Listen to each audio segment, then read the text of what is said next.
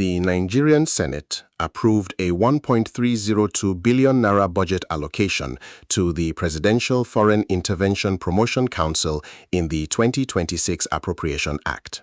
It did so without any official from the PFIPC ever appearing before the Senate Committee on Establishment and Public Service to defend the budget.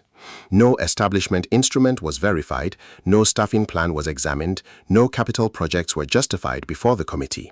The committee responsible for scrutinizing that specific budget line, the Senate Appropriations Committee, processed 802 million naira for personnel costs, 200 million naira for overheads, and 300 million naira for capital expenditure for a body whose appointment letter the presidency now says was forged. On Wednesday, July 8, 2026, when an APC senator from Kano South rose in plenary to ask the Senate to investigate how that allocation entered the budget, the Deputy Senate President interrupted him before the motion was fully presented, ruled it should have come as a substantive motion rather than a point of order, and the chamber voted by voice to defer to the ICPC instead. While everyone is reading this as the Senate choosing the ICPC over a legislative probe, nobody is asking the question that makes the Senate's decision constitutionally significant. How does a chamber that approved a 1.3 billion naira budget line for a non-existent agency, without committee scrutiny, without an establishment instrument, without anyone defending the budget, then decline to investigate how that happened on the grounds that someone else is already investigating something different? Before we go further, if you're new here, this channel exists for one reason: to give Nigerians the political analysis mainstream media won't. Hit subscribe and stay with me. This gets deeper. Senator Suleiman Kawu, representing Kano South under the APC platform, rose in the Senate on Wednesday under Order 9 and Rule 9C of the Senate Standing Orders 2026 to present a motion titled Urgent Need to Investigate the Budgetary Allocation, Operations and Controversy Surrounding the Purported Presidential Foreign Intervention Promotion Council, PFIPC, to safeguard the integrity of the Senate and the federal government. The motion's framing was deliberately institutional.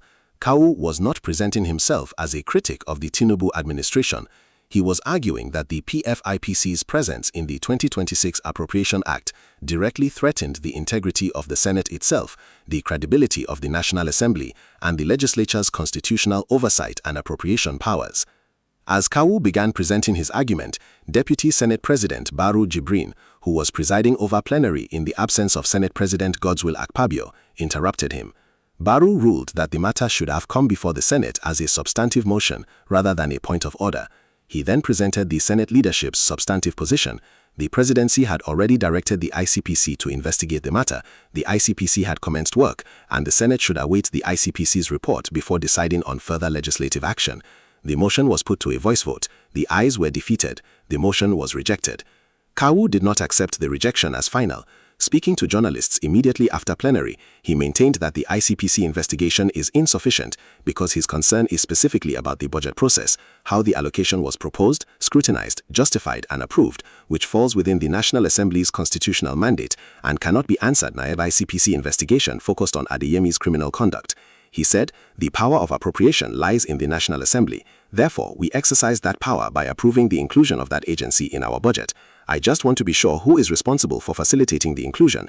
He added that he is not satisfied with the ICPC probe alone and believes the Senate has the right to constitute its own independent investigation committee. The Senate's rejection of the motion arrives alongside a new and significant escalation. Chief of Staff Gbajabiamila has issued a 72-hour ultimatum to Adeyemi, demanding that he retract his allegations, specifically the claim that Gbajabiamila demanded 48% of the 27.4 billion naira proposed PFIPC takeoff grant, or face a 10 billion naira defamation lawsuit and criminal proceedings. This ultimatum changes the political environment of the Senate debate. A chief of staff who is simultaneously a named prosecution witness in the criminal case against Adeyemi, the subject of Adeyemi's financial allegations, and now the party who has issued a 10 billion naira defamation threat against Adeyemi, is an increasingly active participant in a legal drama whose dimensions the Senate has just chosen not to examine independently. The human rights community's response was swift. The Human Rights Writers Association of Nigeria described Tinubu's ICPC probe directive as a political smokescreen intended to manage public outrage rather than uncover the full truth. President Tinubu's directive to the ICPC, issued on Tuesday, July 7, directed a comprehensive investigation into the activities of the purported PFIPC specifically covering the alleged forged appointment letters and official government documents used by Adeyemi, the alleged use of false claims to seek official recognition and diplomatic support, the opening of multiple bank accounts in the names of purported government agencies, and the circumstances that enabled the fictitious body to appear legitimate. Critically, the directive does not instruct the ICPC to investigate the budget process. It does not direct the ICPC to determine which officials in the Budget Office, the National Assembly's Appropriations Committees, or the Executive's budget preparation chain are responsible for the 1.302 billion naira allocations inclusion. The ICPC's mandate, as directed, is to investigate Adeyemi's conduct and the circumstances enabling the PFIPC's appearance of legitimacy, not the appropriation process through which the National Assembly approved its funding. The institutional foundation of Senator Kawu's motion is Section 80 of the 1999 Constitution, which establishes that no money shall be withdrawn from the Consolidated Revenue Fund except as authorized in accordance with the provisions of the Constitution. Section 81 requires the President to cause to be prepared and laid before the National Assembly estimate of the revenues and expenditure of the Federation for a year, and Section 82 requires National Assembly authorization for such expenditure. Together, these sections establish the National Assembly's appropriations power as the primary constitutional mechanism through which public spending is authorized. Section 88 then grants the Senate and House of Representatives the power to investigate any matter with respect to which it has power to make laws, which explicitly encompasses appropriations, and to expose corruption, inefficiency, or waste in the administration of laws and in the execution of funded programs. Kawu's motion specifically invoked the Senate's Section 88 oversight power. His argument was precise. The inclusion of a non-existent or unauthorized entity in the 2026 Appropriation Act under Budget Code 0111062001 raises fundamental questions about the integrity of the budget preparation and appropriation process, a process for which the National Assembly bears constitutional responsibility. The motion asked the Senate to direct its committees on ethics, code of conduct, and public petitions and appropriations to investigate how the allocation was proposed, scrutinized, justified, and approved, which MDAs and public officials facilitated the PFIPC's inclusion, and whether any funds had been released or expended under the budget line. The ICPC's mandate, established by the Corrupt Practices and Other Related Offences Act 2000, covers the identification and investigation of corrupt practices and related offences by public officials and private persons. The ICPC can examine whether public officials received bribes to facilitate the PFIPC's budget inclusion. It can investigate whether the budget insertion constituted a corrupt practice under its enabling legislation. What it cannot do, institutionally, is evaluate the adequacy of the Senate's Appropriations Committee oversight process, determine whether the Senate's internal procedures for scrutinizing new agency budget submissions were followed, or recommend reforms to those procedures. Committee oversight process evaluation is a matter of legislative self-governance, not executive anti-corruption jurisdiction. Senator Kawu identified this gap precisely in his post-plenary statement. I am not talking about the whole saga or the creation of the agency. My concern is that the power of appropriation lies in the National Assembly. Therefore, we exercise that power by approving the inclusion of that agency in our budget. I just want to be sure who is responsible for facilitating the inclusion. Senate spokesman Adara Modu offered two separate justifications for the Senate's position. No petition had been formally submitted, and the matter is sub judice. These justifications are inconsistent with each other. If the matter is sub judice because it is before the Federal High Court, where Adeyemi faces criminal charges, then the absence of a petition is irrelevant, since no petition would make the sub judice issue disappear. And if the absence of a petition is the actual reason the Senate cannot act, then sub judice is unnecessary as a justification, since the petition alone could resolve the threshold issue. More substantively, the sub judice doctrine restricts commentary on matters before a court that might prejudice the fair trial of the case. It does not prevent a legislative body from examining its own internal budget process, a matter entirely distinct from whether Adeyemi is guilty of forgery. The Senate can investigate how the 1.302 billion naira entered its own Appropriation Act without commenting on Adeyemi's guilt or innocence, because those are different questions answered by different processes. The deployment of sub judice as a barrier to legislative budget process scrutiny is constitutionally misconceived. The Senate's refusal to investigate becomes most analytically significant when you map what a Senate Appropriations Committee investigation would specifically have the power to examine. Unlike the ICPC, which investigates corruption offenses, a Senate committee constituted under Section 88 has the power to summon any person to appear before it and to produce any document or record relevant to its inquiry. That power extends to budget officer officials, to the officials of the Accountant General's Office who process the PFIPC's self-accounting status, to the SGF's permanent secretaries who signed the office space and delegation letters, and critically, to the Senate's own committee members who reviewed the 2026 appropriation bill during the appropriations hearing cycle. A Senate committee has the power to ask its own members, under oath, what they saw when the PFIPC budget line came before them. The ICPC cannot do that. The ICPC cannot examine the Senate's internal processes. Only the Senate can, and the Senate has just declined to do so. The Senate leadership's calculation in rejecting Kawu's motion is not difficult to reconstruct. Senate President Akpabio has been careful to maintain his alignment with the Tinubu administration. Deputy Senate President Barau Jibrin represents Kano North, the APC's established leadership base in Kano, which has an obvious interest in not having its chambers committee processes examined in a scandal that implicates the presidency's chief of staff. An independent Senate committee investigation of the PFIPC budget would inevitably examine which officials within the budget preparation chain, including those with connections to the executive's senior leadership, facilitated the budget line's entry into the Appropriation Act. That examination would follow the evidence wherever it led, including potentially into testimony from Gbajabiamila, who is simultaneously a prosecution witness in the criminal case and the subject of Adeyemi's financial allegations. A select committee with subpoena powers investigating a budget line that implicates the chief of staff is an accountability instrument the APC Senate leadership had every political reason to avoid activating. The ICPC probe, directed by the presidency, focused on Adeyemi's criminal conduct rather than on institutional process failures, does not pose the same political risk. Kawu is an APC senator from Kano South, the same party as the Senate leadership that overrode him. His decision to pursue this motion publicly, in plenary, in a session that the national press was covering, is a deliberate institutional act. He was not seeking a dramatic confrontation. His motion's framing was careful and focused on the Senate's own institutional integrity rather than on the criminal allegations against Adeyemi or the political allegations against Gbajabiamila.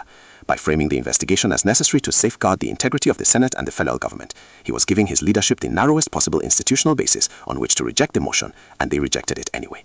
His post-plenary statement, "Posterity will judge us all," is the language of a legislator who knows he has created a public record of an accountability demand that was refused, and who is documenting that refusal for future reference. That record now exists in every national newspaper that covered Wednesday's session. Now, if what I just told you surprises you, drop a comment below. I want to know what you think before we get to the part that changes everything. The contrast between the Senate and the House of Representatives on this question is the most significant institutional development in the PFIPC story since the OAGF posting circular was confirmed. The House of Representatives adopted a motion to investigate the same 1.3 billion naira allocation that the Senate rejected. Two chambers of the same National Assembly, both of which voted to approve the 2026 Appropriation Act that contained the PFIPC budget line, both of which are constitutionally responsible for the appropriation process, have reached opposite conclusions about whether legislative investigation is appropriate. That divergence means the National Assembly is itself divided on the accountability question. If the House pursues its investigation and the Senate declines, the investigation's findings will carry partial rather than full bicameral authority. The Senate's absence from the investigation will be cited by those who want to dismiss its findings, and the Senate's refusal will be cited by every accountability advocate who argues that the Chamber's leadership chose institutional protection over institutional integrity. The budget process in a democracy serves a fundamental accountability function. It is the mechanism through which the public, through its elected representatives, authorizes the spending of public money. When a budget line is approved for a non-existent agency, without committee scrutiny, without an establishment instrument, without any official appearing to defend the allocation, and the institution that approved it subsequently refuses to investigate how that happened, the accountability function has failed at two stages simultaneously.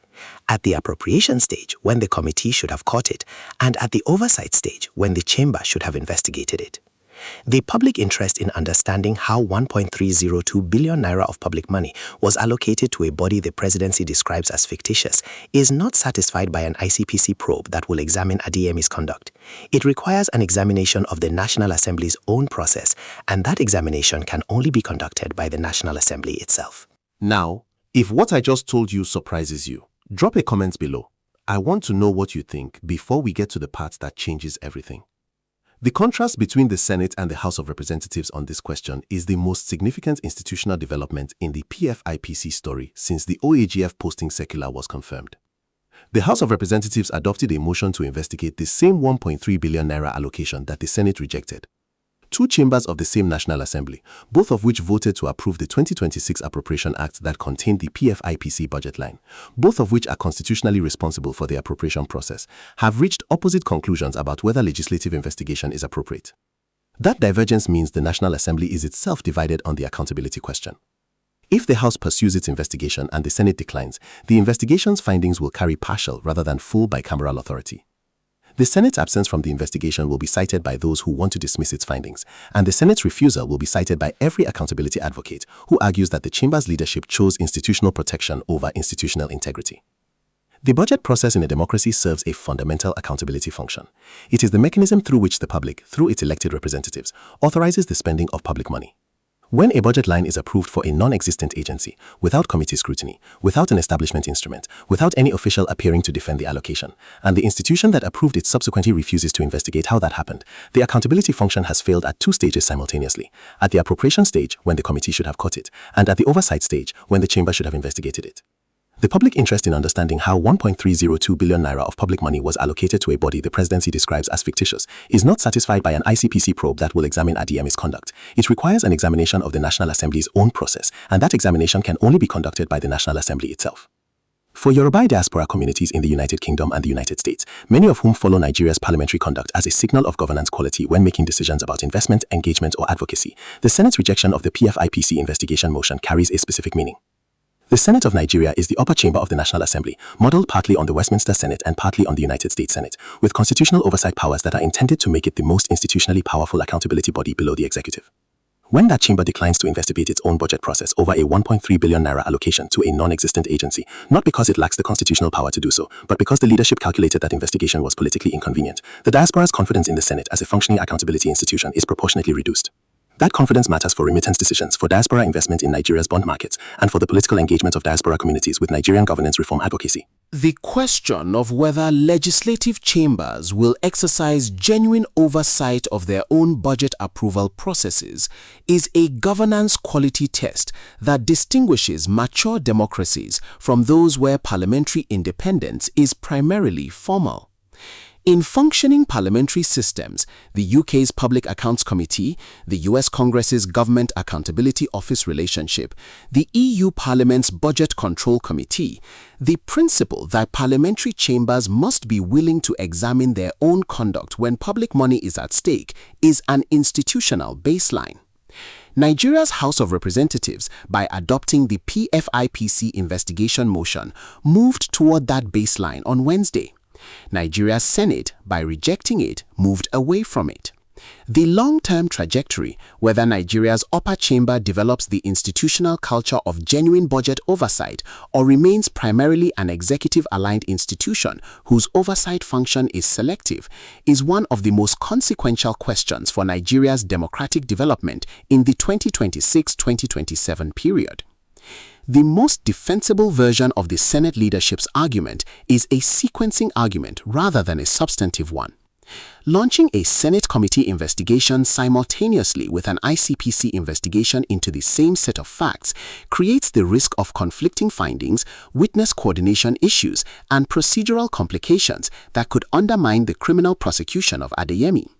If Senate committee members call the same witnesses who are expected to testify in the Federal High Court proceedings, the criminal trial's integrity could be compromised. The ICPC is the institution constitutionally empowered to investigate corruption. Giving it the first opportunity to establish the factual record and then allowing the Senate to act on that record is a defensible sequencing logic that Barau articulated in his response to Kawu. Waiting for the ICPC report does not mean waiting forever. It means waiting until the investigation whose findings will be most relevant to the Senate's own institutional decisions has been completed. That is not an unreasonable institutional preference, provided the waiting is genuine and not indefinite. Misconceptions in public discourse. The first misconception is that the Senate's rejection means the PFIPC budget line will never be examined by the legislature. The Senate did not close the door permanently. It closed it for now, contingent on the ICPC report. Kawu himself acknowledged this and said he would continue to advocate for a Senate investigation. The House of Representatives' adopted motion creates a parallel legislative process that may produce findings the Senate will eventually be required to respond to. the institutional accountability question is not resolved by Wednesday's voice vote. It is deferred. The second misconception is that the sub judice argument is legally valid as applied here. As the analysis has established, sub judice prevents commentary on matters before a court that might prejudice the outcome of that specific case. The Senate investigating its own budget process, how the PFIPC allocation was proposed, reviewed and approved, does not comment on whether Adeyemi is guilty of forgery. Those are different questions. The Senate's budget process scrutiny and the Federal High Court's criminal trial of Adeyemi are entirely separable proceedings. Sub judice as a barrier to budget process investigation is legally misconceived, and any senior Nigerian constitutional lawyer asked to analyze Adaramudu's position would say so. The third misconception is that Kawu's motion was about the PFIPC's existence or about Adeyemi's criminal conduct. Kawu repeatedly clarified, both in his motion and in his post-plenary statement, that his focus was the budget process specifically. He said explicitly, "I am not talking about the whole saga or the creation of the agency." His motion asked which officials facilitated the PFIPC's inclusion in the budget and whether any funds had been released. That is a budget integrity question, not a criminal allegations question, and it is precisely the question the ICPC investigation is not mandated to answer. For Southwest Nigeria, the Senate's rejection of the PFIPC investigation has a specific institutional significance rooted in the chamber's composition and leadership. Senate President Godswill Akpabio is from Akwa Ibom State in the South-South. Deputy Senate President Barau Jibrin is from Kano North in the Northwest. The leadership most directly responsible for suppressing Wednesday's motion is not Southwest-based, but the Chief of Staff, whose institutional environment is most directly implicated by the budget process question, Femi Gbajabiamila, is the Southwest's most senior representative in the federal executive. A Senate investigation that follows the budget line from the executive through the appropriation process would, if it followed the evidence, have to examine the environment in which that budget line was prepared and submitted, an environment that includes Gbajabiamila's office.